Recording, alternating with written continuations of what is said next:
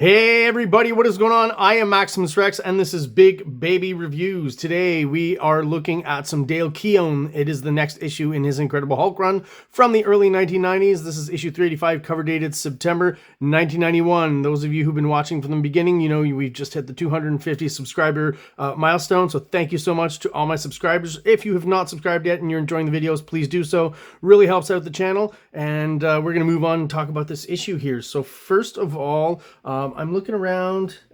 This looks like Dale KEOWN's signature down here, 91.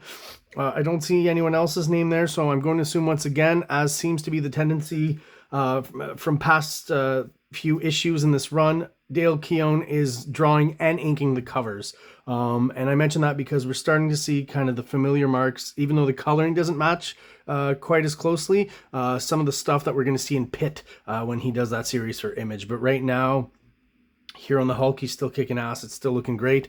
The cover itself, a Hallmark Hulk cover for me, at least. I remember as a kid, this is the second issue of Hulk that I bought off the newsstand when I was like, it's 1991. So at this point, I'm still 10 years old and reading the Hulk. And this cover really is very representative of what we're gonna find inside the issue. So it's a great cover in that sense, but also in the Hulk sense, I guess, if I can put it that way. I've mentioned before, I think there should be some dynamic stuff going on a Hulk cover. In this case, it's a little bit surprising maybe because it's another, in this case, antagonist or villain possibly that's beating up on the Hulk here. I mean, with his look, you're gonna have to assume he's a bad guy, right? But KEOWN in this image here really is, it's a proto-Image illustration for sure, with the look of it, the extreme spiky weapon here, the claws, the teeth. I've talked about Dale KEOWN being kind of the master, I think, of the stalactite, stalagmite spittle between teeth. He uses that a lot. Just a hint of blood on the Hulk's chin here, which is kind of cool. I mean, I don't know how far I'd want to go with that because, knowing the strength of the Hulk, him being the strongest character in the Marvel Universe, according to continuity, or at least physically, I'm not sure that would, actually leave a mark or any sort of blood, but whatever. It does look cool, so I'm not going to complain. And there's just a hint here, if you pay attention, to some sort of screen being used. But in this case, I'm almost wondering, since KEOWN did it himself, if this is possibly like really early on use of digital screens and textures here. Not 100% sure because it's hard to tell. I don't know if you'll see it on the camera. Maybe I'm nitpicking on a detail that you won't even notice. So moving on, yeah, just a great cover. And it also, with the story here, it harkens back to the Hulk's kind of monster and horror roots, because when it started in the early 60s, it was kind of based on a lot of stuff that Jack Kirby had developed before in, say, the mid to late 50s and early 60s, right before Atlas turned into Marvel. If you know a little bit about Marvel history, that's some of it. At some point I'll go more into detail on that because it's a very interesting subject. I know a little bit about it, and maybe enough warranting a talk about it. But in this case, we're going to focus on this issue. The horror kind of aspect, monster book, is here on the cover, and that's what we're going to find inside. Even though it's an Infinity Gauntlet crossover, in a way, this is to me kind of a standalone issue, or seems that way. I don't feel like you have to have read everything around it to understand what's going on. This is also, or that you even need to understand what's going on for this story. So I think it's one of the better stories in this Peter David Dale KEOWN run for sure. So I'll stop talking about it, and we're going to open up the comic and actually look at it. Art-wise, I think this is a great spread here. The title, Dark Dominion, the little quote here from, I have to assume, the Bible, Revelations, Babylon is fallen, that great city. So that kind of sets you up. So even though we don't know necessarily or haven't read Infinity Gauntlet, I mean, this scene, establishing shot here is amazing. It's setting up, chaos in the streets, riots, I guess, is what you could compare to in real life. And, sometimes the power or the negative power of a crowd where people can think they're invincible and do things that they wouldn't usually do, the crazy mob, which, is not just a historical thing. It could happen anytime, really. Really sets the scene. It's snowing. And just art-wise, I want to mention here, I was paying attention to how the buildings curve a bit, and that's, I think, super awesome to setting the mood, right? That curvy linear perspective, I think, is the official term for it. And basically what it is just kind of, in this case, kind of like one-point perspective. There's a spot somewhere here. Actually, I should grab some paper real quick. So you would kind of, the same idea as setting up a grid when you're doing perspective. If you guys know about this, let's say I'll just do a 1-point vanishing point, right? And, you know, depending on the, I'm trying to, you know, kind of go at it like he did. You know, you would have equal segments down here, just about. I would usually use a ruler, but I'm doing this quickly, just as an example. So these segments are meant to be just about even. They're pretty close, I guess. So you would then go in with a French curve, right? And from that same vanishing point, and trying to stay probably as close to as possible to the same point here, right? You would go and connect your lines like this to then use that grid to do, as I said, a curvilinear or round perspective. You know, curvilinear is kind of a complicated word, but it's basically what it is. And you would just keep doing that, right? Flip it over for this side. And you do have to still have a good knowledge of perspective, right? Because it's not always going to work with you just kind of moving it around. There's a center axis you kind of have to rotate from, right? Anyways, I'm not going to finish this off, right? And then you'd have probably some lines that kind of do this, right? I'm doing this real quick, winging it. But it would create a very rough kind of representation here, but it would create the curvilinear lines that you would then use to, you know, for example, throw in some windows or whatever. And then the next floor is up here. And you have a nice kind of grid that you can follow, right, to create that perspective.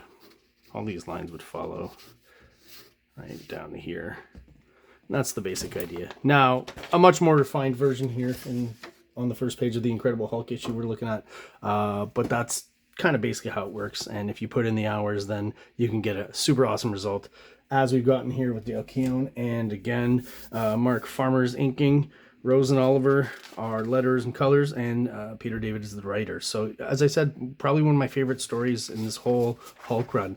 And basically what it is, it's an offshoot of what's happened in Infinity Gauntlet, right? And there's chaos and stuff, and half the population has died, so you'd assume there'd be riots and things. But what this issue focuses in on specifically is more kind of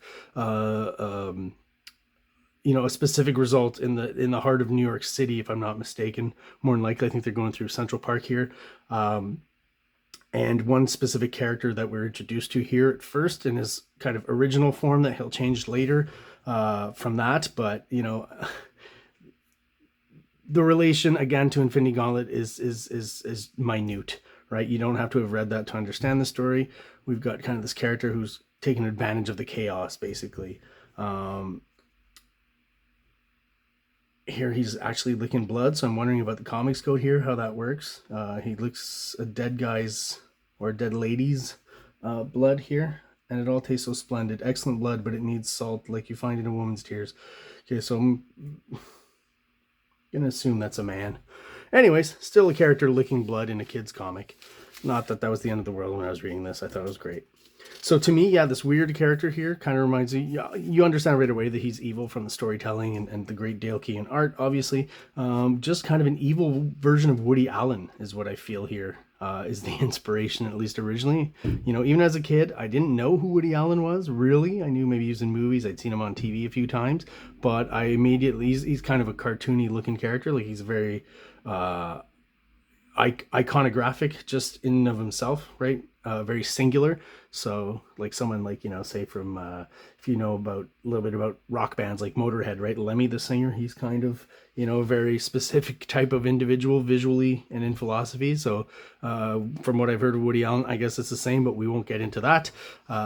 So there you have it. Evil Woody Allen is what I, even as a kid, I thought about this. Great panel here. Just think the use of shadows and just the slight highlights and stuff is just great. Allows you to kind of get through a page quick, but also make a great looking horror panel. Dale KEOWN, I think, again, as we go through these pages, you'll see like every kind of horror element, right? The creepy park and, you know, everything's kind of just gone to shit on Earth, right? With the Infinity Gauntlet story, and that's what we're seeing here. So again, not a direct tie-in. That's what I like about it. It kind of stands out. Just this mob of like, you know, how it's constructed, like almost very inspired from zombie movies, I would assume, right? You kind of get the same kind of tropes there. And the storytelling is just great, and the layouts and stuff. Dale Keown definitely on his way towards the image style, but still really killing it on storytelling and not cheaping out. But the page layouts are getting much more interesting overall, which I really enjoy. I'm starting to see his slightly cartoonier kind of side coming back out from Dragon Ring, which, you know, he will use a lot in Pit as well. Great shot of the villain here walking up, slight silhouette, right? And again, another tenuous tie to Infinity Gauntlet, where not last issue, but last issue I'll just mention real quick. I have a review of, because I did that way back when I started the channel originally in the first week, I believe. So you can go check that out for sure. But we've skipped over the issue before this. And basically the storyline is that Hulk was, you know, went through a portal in the prior issue to the Infinity Gauntlet adventure, which, you know, if you don't read Infinity Gauntlet, you don't have to, but, you know, that's, if you want to continue, that's where it goes. Sent back to Earth last issue, very small, and at the end of that issue goes back up to the Infinity Gauntlet fight, I guess, and through another cosmic portal, the huge cosmic battle. He's back there, and now once again teleported straight back to Earth, and we're back in the Hulk title, and again Hulk territory, New York at this point of the story. Great shot here, but again, not sacrificing, you know, being able to throw in some good storytelling here, kind of a Terminator sequence, really, right? Kind of similar. You see a lot of, in these early 90s comics and Image comics, a lot of the vestiges of the stuff we thought were cool as smaller kids ourselves. I guess these guys who were drawing this were maybe teenagers around that time, or early 20s. All the cool canon movies, the Jean-Claude Van Damme, Arnold Schwarzenegger stuff, whatever you were into. Some people were into Seagal still, which I find odd, but Chuck Norris, Bruce Lee, whatever. You know, every movie from the 80s influences a lot of the Image guys, 100%. Especially those canon type movies. Love the sequence here. Love this quick kind of shot here with the slightly broken up panel. This guy kind of maniacal, once again, you know, 80s car movie kind of vibe, Mad Max, or that sequence. It reminds me of that sequence in Toxic Avenger when they go around kind of trying to run people over with their car. Right? These are even when I'm 10 years old, I've already seen Toxic Avenger. Don't ask me why I've seen that, you know, before I was 10 years old. But, you know, that's what I even referenced back then. I think subconsciously I was kind of thinking of that. Like to see that he's still using some screen tone here. I don't think he will be doing that when he moves on to Pit. But we still, here, this is inking, but you definitely for sure when these straight parallel lines here and here, changing the angle, which is interesting, right? Keeps it fresh. Definitely works on his art. He does it all, pretty much all the way through Hulk. Of course, at this point, I would have to ask, is that Dale Keown or is that the inker doing that? Is the inker doing it because Dale Keown's asking him to? I have no idea. This use of the silhouette of the mob is just very clever because you get right away what you're seeing, and it's just a lot less drawing that you have to do. And he's always very smart in, you know, showing you, when you do these things, what's important is really showing, you know, every leg, every arm, every head, right? There's a mass, but as long as you got heads and arms and legs coming out of it, it should work. And there is, again, as it relates to those 80s movies, I do feel kind of maybe an inspiration from Critters, right? That kind of idea. And he's even hinting, like, I guess this is dirt, but up here, like, they're just, I guess they're crushing each other, and maybe I'd like to think so. Like, you know, the silhouettes are able to suggest more or less gore, depending, I guess, on how sick you are in the head. This is a cool sequence, I thought, too. This big guy that I keep telling you about that I don't like. But I thought this is a good way to get out of it without any gore, you know, because there's moments for gore and there's moments where I think you can do something off panel, which is kind of what happens here. I'm wondering if maybe Dale Keown drew something here and, you know, Marvel Editorial just came in and filled that out, or if the sequence was originally like that. Whatever, but just, I still think just this red magenta panel here kind of suggests everything it needs to, right? Kind of a bloody crumpled mess, basically. And again, another interesting screen tone on the bottom of this foot here, a different one with a circular kind of pattern. Screen tone will disappear. This shot here, and again, let's talk about the inspiration from horror comics. Our main kind of antagonist here is starting to kind of change a little bit. He's looking a little different too, like he's kind of going off model or something. You'll figure it out as we move along through the story, like why that's happening. but just a slight subtle change from the beginning where he seemed more meek and just human, I guess. Here the proportions are starting to change as well, right? And the look. And we're starting to see that spittle between the teeth. So here, this mob of, they're not actually zombies, but they're kind of taken over by the evil entity, basically, I guess is what's implied here. Coming across a church, the priest kind of saying, go to your homes, to stop this. I love this down shot here. Very, what I wanted to get to is the roots and the horror of this story. It's maybe why I enjoy it more than most. And it is, I think, this whole issue pretty much a horror story or horror movie script that could work. Love this down shot. Little shadows here, just well thought out, simple and effective. And I gotta say, this page gets pretty darn heavy for, once again, a Comics Code approved series and what's deemed to be a kid's comic book. And this, I guess, this is up to the writer. Peter David's the one writing these scripts or these stories. Not sure how they're doing, if they're doing Marvel method or whatever, but the plots are coming from him, I'm pretty sure. So we've got a burning cross here and the priest tied up to the cross. Now obviously he's not going to burn, but that's some pretty provocative imagery there for a Hulk comic. So I don't know what Peter David was thinking. Not that I'm a prude or anything. I'm all okay for that kind of stuff in movies and media, whatever. But I could see that ruffling some feathers in some places. Love this shot. I always remembered this shot for some reason. It's very kind of iconic to me in my head. It's again for Dale Keown, right? Even though it's another inker, all that spittle and stuff, and some of the hatching on the head here is very Pitt reminiscent. And the pose is good, and the anatomy and stuff, and just the lighting. This just works here, right? This could be an album cover, for some heavy metal band or something. Just this image here is pure Dale Keown to me, right? That's what he's all about. And you start seeing the physical transformation even more, right? So this first kind of close-up shot, we're starting to see that he's got, like, I don't know if you call those warts or acne or, liver stains or something starting to appear on his head. Obviously, his hair's grown quite a bit, and the appearance is getting more and more evil and, dare I say, demonic-like. This is kind of funny where, okay, the Hulk obviously saves the priest and stuff, but the Hulk holding up the cross here, is that some sort of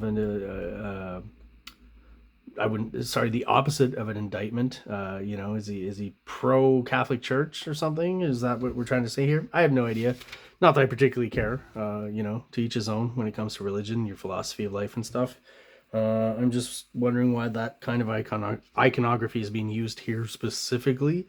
If that's the goal or if it's just a cool image, and I'm putting way too much thought into this. This, I gotta say, is just, like, to me, amazing. Great double page spread, right? Not cheaping out by just it having one big image, even though if it's one big image and it's very detailed and there's different planes and stuff and layers, that's cool. But I like that he's using the double page spread here. He's got the anchor kind of in the middle, right? The Hulk punching this guy in the face. But you still get bits of storytelling, and you see him, this villain here, as he calls himself, I don't know how to say this. Gestalt. Is that German? Is that Latin? I don't know. I'll go with Gestalt for now. Anyone in the comments can correct me. You know how picky I am now about pronunciation. I'm being schooled about pronunciation, and that's fine.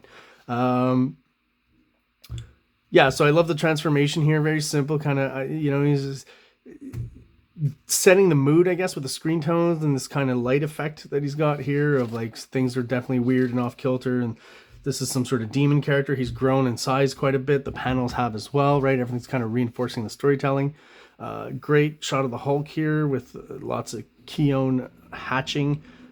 And this character kind of getting the best of the Hulk, actually, and kind of physically almost being his equal here. So he's like, Woody Allen Hulk, kind of clown. There's a bit of clown iconography, right? That type of hair, that skullet look is just, unfortunately, you can be the nicest guy in the world, but if you've got a skullet, it just makes you kind of creepy all of a sudden, right? Am I wrong about that?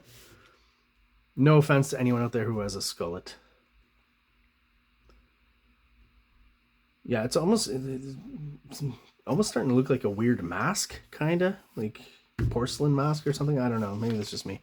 I like this bit of storytelling here where he's kind of going through the fact that, you know, his evil, negative, demonic influence on the city is kind of reproducing that negativity in all different environments here. So these 3 panels where it's kind of the same pose over and over but with different characters, that's clever storytelling.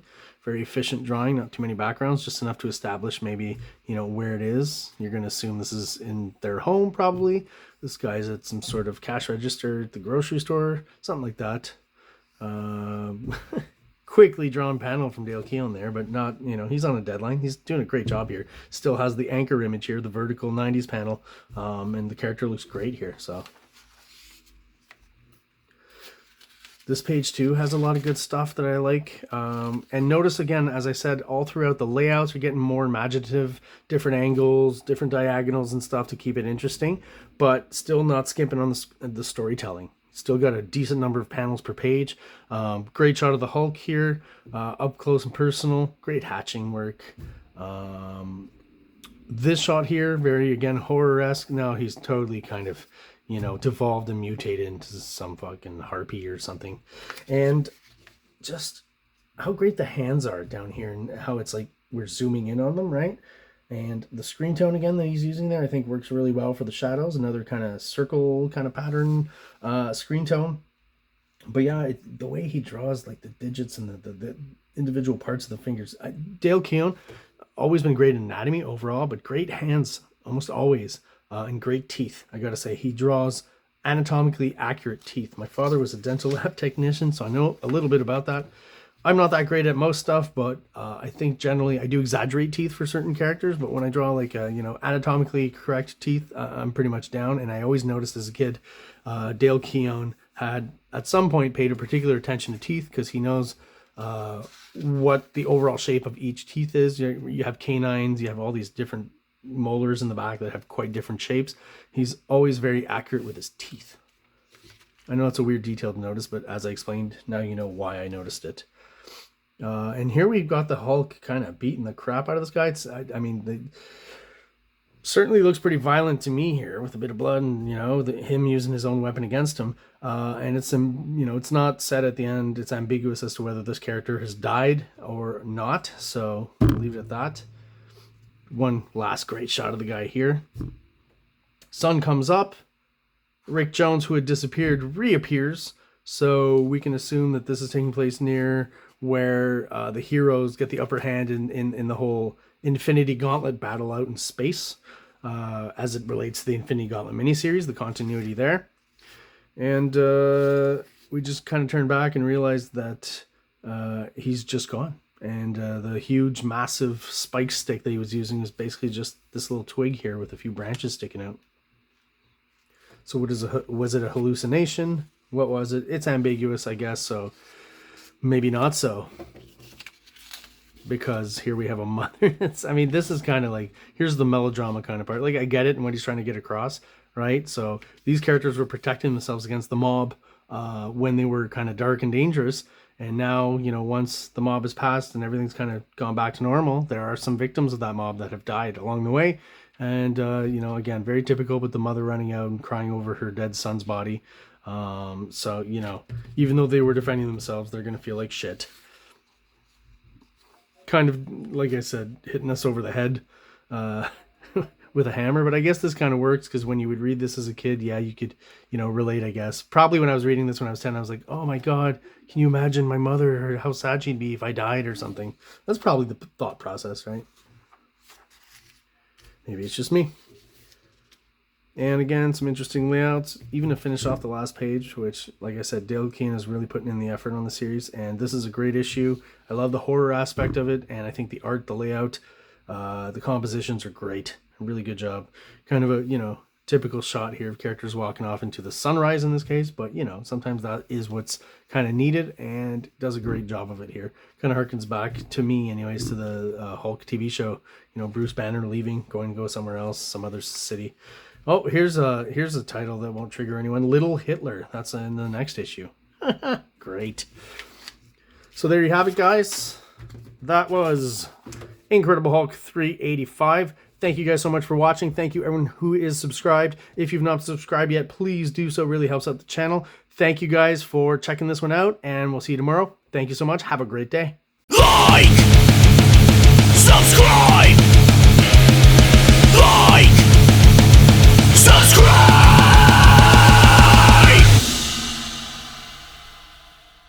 King Comics presents Big Baby, Volume 1, Issues 1 to 13, 204 pages of story and art.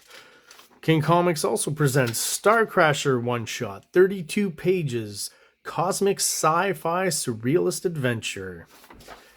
You can find these fine comics at KingComics.CA, at MaximusRex13 on Instagram, or on Facebook, MaxRex or Big Baby.